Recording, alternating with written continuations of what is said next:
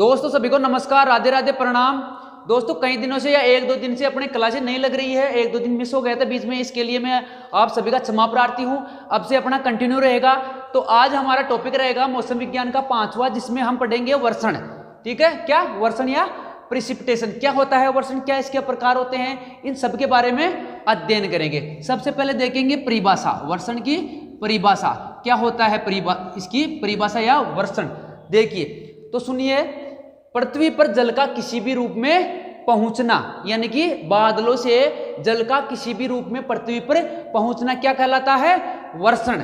तो लिखो जल का किसी भी रूप में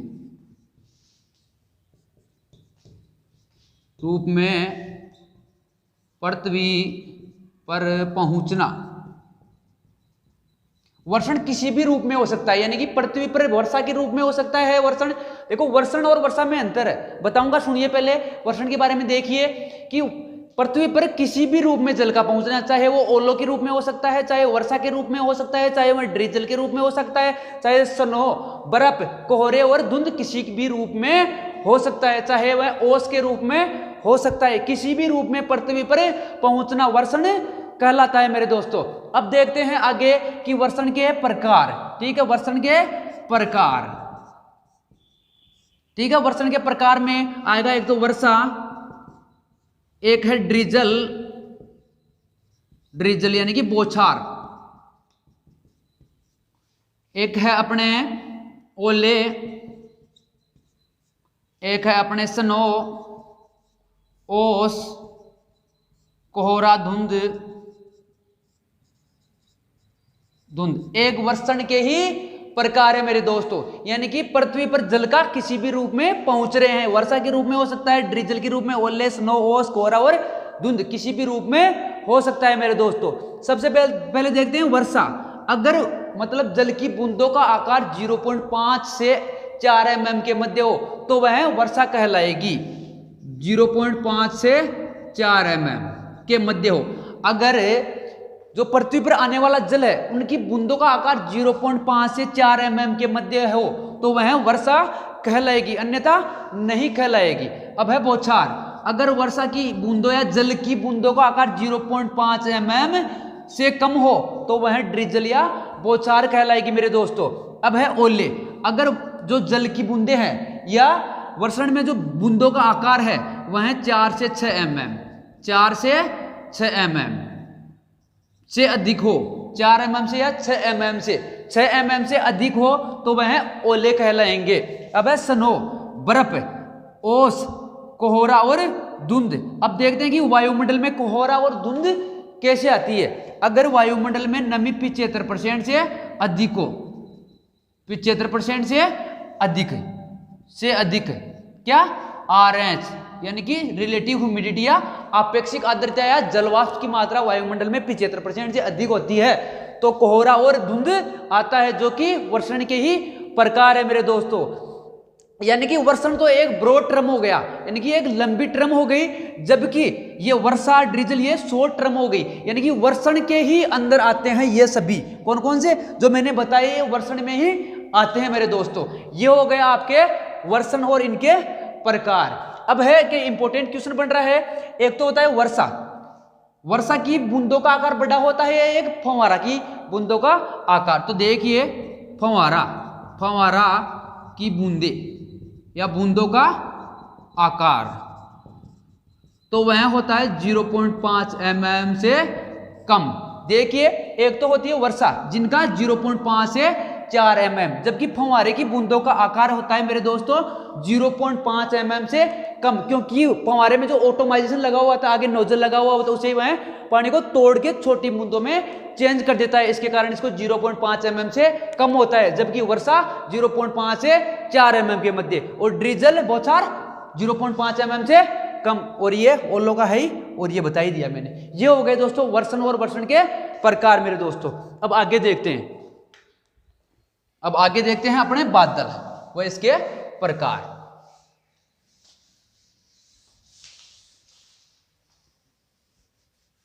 बादल क्या होते हैं, बादल क्या इसके प्रकार होते हैं और क्या इंपॉर्टेंट क्वेश्चन इसमें से बनते हैं। बादल क्लाउड।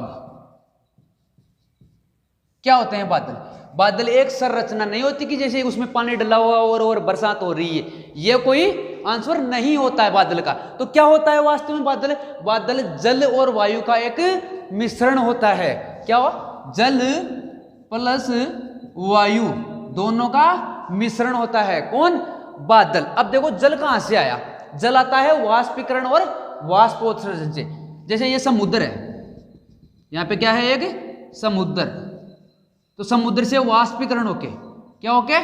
वाष्पीकरण। वाष्पीकरण होकर जल का यह वायुमंडल में आ जाता है जल। ठीक है। एक आता है वाष्पोत्सर्जन। वाष्पोत्सर्जन, वाष्पोत्सर्जन। वाष्पोत्सर्जन से कैसे? मतलब वनस्पति या पौधों से। जैसे आप मान लो ये पौधा है, पौधा है, इस पौधे से वाष्पोत्सर्जन जल का होगा और यह जल वायुमंडल में आ जाएगा। इस प्रकार वाष्पीकरण और वाष्पोत्सर्जन से यह जल वायुमंडल में आ जाता है और यह वायु के साथ क्रिया करके बादल का रूप ले लेता है मेरे दोस्तों। अब देखते हैं कि ये बादल के प्रकार कौन कौन से हैं। बादल के बहुत सारे प्रकार होते हैं, लेकिन मुख्यतः 4 प्रकार होते हैं जो इंपॉर्टेंट है। तो बादल के प्रकार मुख्यतः 4 प्रकार होते हैं। पहला है अपने स्त्री, या फिर उसको बोलते हैं दूसरा, तीसरा लिख लो पहले, चौथा।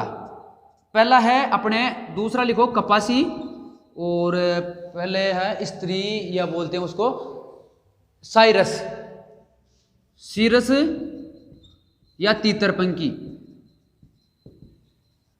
तीतरपंखी। दूसरा है कपासी मेघ, और फिर है निम्बोस्ट्रेटस और कुम्बुलोनिमस। निम्बो स्ट्रेटस और कुमुलो निम्बस।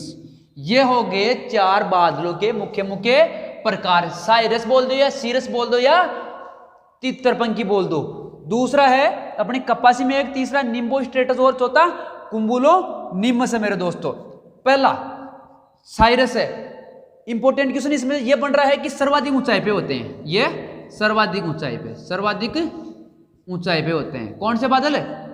ये सीरस या तीतरपंखी सर्वाधिक ऊंचाई पर स्थित होते हैं। और दोस्तों इन बादलों से, कौन किससे बादलों से? सीरस या तीतरपंखी बादलों से कभी वर्षा की उम्मीद मत रखना, क्योंकि ये वर्षा कभी भी नहीं करते। तो वर्षा रहित बादल है, कि वर्षा नहीं करते, वर्षा रहित बादल है। कौन से? सीरस या तीतरपंखी। अब बात करते हैं कपासी। तो ये जनरली वर्षा कर लेते हैं, तो इंपॉर्टेंट नहीं है। कपासी में ज्यादा वर्षा करते हैं, इतना ही लिख दो बस। अब है Nimbo स्ट्रेटस, very important. Double star लगा लो, ट्रिपल स्टार लगा लो, ज्यादा इंपॉर्टेंट है।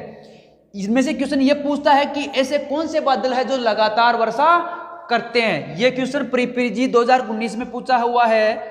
पीजी 2019 में पूछा हुआ है कि कंटिन्यूस रेनफॉल करने वाले बादल कौन से होते हैं, यानी कि लगातार वर्षा करने वाले बादल कौन से होते हैं। तो वह होता है निम्बो स्ट्रेटस, यानी कि लगातार वर्षा करने वाले बादल कौन से हैं? निम्बो स्ट्रेटस इंपॉर्टेंट है। अब है कुमुलोनिमस। तो यह है आंधी तूफान, भारी वर्षा और ओलावृष्टि के लिए जिम्मेदार होते हैं। इंपॉर्टेंट क्वेश्चन है ये। इसमें से भी बनता है क्वेश्चन कि ऐसे कौन से बादल है जो आंधी तूफान, ओलावृष्टि और भारी वर्षा के लिए जिम्मेदार होते हैं। तो आपका आंसर क्या होगा? कुमुलोनिमस। लिखो भारी वर्षा, ओलावृष्टि, ओलावृष्टि और भारी वर्षा, ओलावृष्टि और आंधी तूफान, आंधी तूफान। ये हो गया आपके बादलों के प्रकार। अब आगे देखते हैं।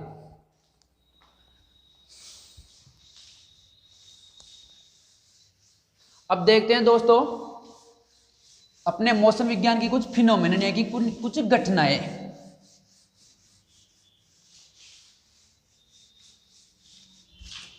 मौसम विज्ञान की कुछ घटनाएं यानी कि फिनोमेनन,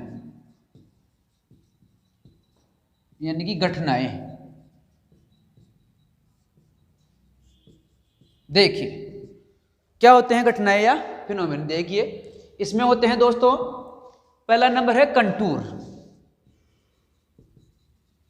कंटूर, देखिए कंटूर क्या होता है, तो समान बिंदुओं को मिलाने वाली एक काल्पनिक रेखा ही कंटूर होती है।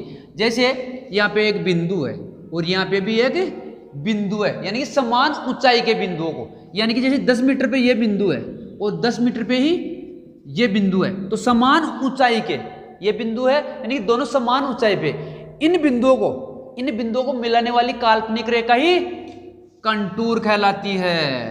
आ गया समझ में। अब दूसरा है आइसोबार। आइसोबार, ठीक है। आइसो का मतलब होता है दोस्तों समान, आइसो समान, आइसो कहीं भी आ जाए आपको समझना है समान। आइसोथर्म समान ताप, आइसोबार समान दाब, बार मतलब दाब, तो समान दाब के बिंदुओं को मिलाने वाली रेखा आइसोबार, ठीक है। समान दाब के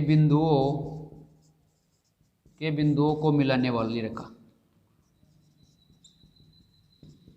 वाली एक काल्पनिक रेखा। अब है तीसरा आइसोथर्म। आइसोथर्म, थर्म मतलब टेम्परेचर यानी कि तापमान, और आइसो मतलब समान, तो समान तापमान के बिंदुओं को, समान तापमान के बिंदुओं को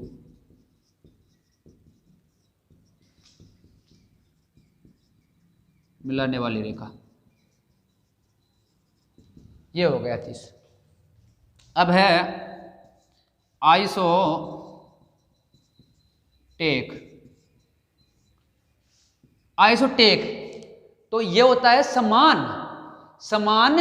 वायु की गति के बिंदुओं को मिलाने वाले रेखा। टेक आपने सोच देखो, जैसे गाड़ी को कोई गाड़ी को ओवरटेक करना है, ओवरटेक मतलब उसको मतलब निकाल के आगे ले जानी है, तो ओवरटेक मतलब ओवरटेक कब करोगे, जब स्पीड रखोगे, स्पीड यानी कि गति रखोगे, तो ये आपको ट्रिक है कि स्पीड ओवरटेक कब होगी, स्पीड, तो समान गति के बिंदुओं को मिलाने वाली रेखा यानी कि समान वायु की गति, समान वायु की गति के बिंदुओं को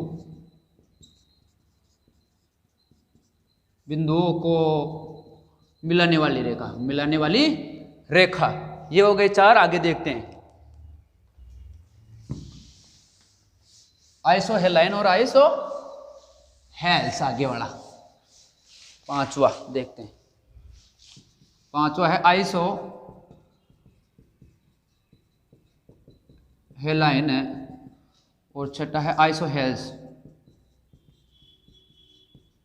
आइसो हेल्स, एक तो होता है हेलाइन और एक होता है हेल्स। हेलाइन का मतलब होता है लवण और हेल्स का मतलब होता है प्रकाश या सूर्य की रोशनी होती है, और आइसो का मतलब समान, तो यह है समान लवणता के बिंदुओं को मिलाने वाली रेखा, समान लवणता के बिंदुओं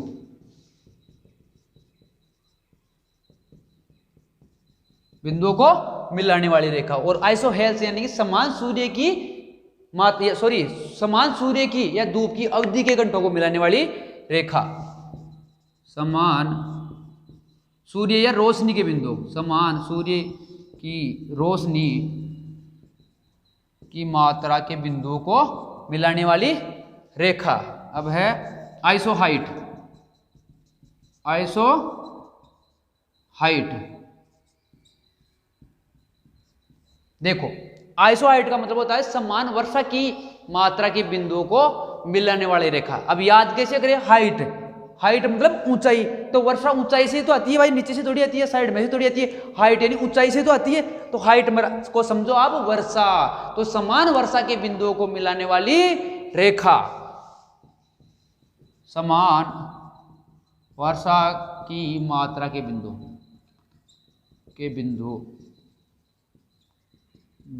को मिलाने वाली रेखा। क्या हो गए, आइसो हाइट। ये हो गया दोस्तों आपका आज का टॉपिक नंबर 5वां, जिसमें हमने पढ़ा वर्षण, बादल व उसके प्रकार और मौसम संबंधी कुछ घटनाएं या फिनोमेनन के बारे में। मिलते हैं दोस्तों अगले वीडियो के साथ एक नए जोश, नई उमंग और नए उत्साह के साथ। जब तक धन्यवाद मेरे दोस्तों।